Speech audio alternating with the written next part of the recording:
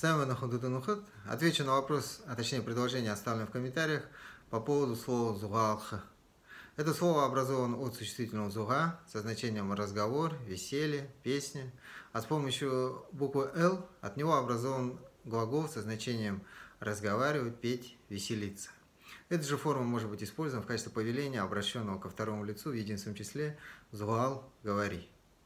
А с помощью дополнительного окончания «ха» от него образуется причастие будущего времени, которое передает свойства или качество предмета.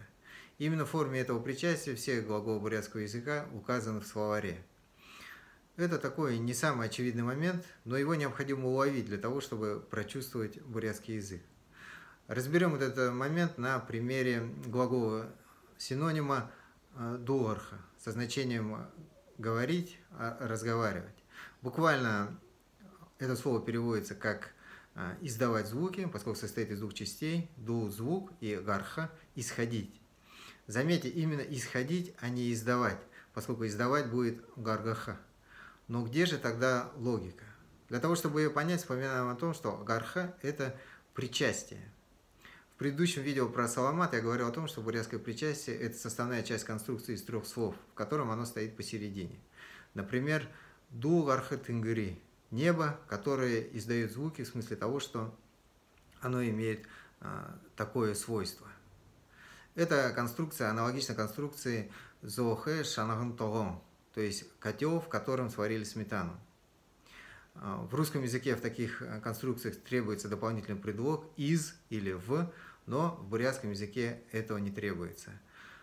Ду гарха тынгыри – небо, из которого исходят звуки.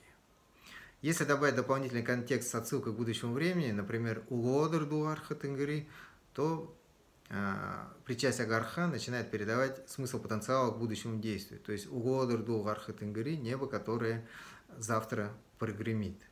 Теперь меняем местами слова «тынгыри» и «дуарха», и у нас получается «угодр тынгыри дуарха», то есть завтра небо прогремит.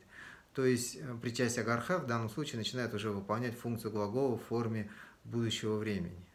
Таким образом, мы с вами понимаем, что причастие бурятского языка первичное по отношению к глаголам, и это позволяет легко понять, почему говорить будет именно дуарха, а не ду-гаргаха. Пишите свои комментарии, задавайте свои вопросы. Дахим Улстрав.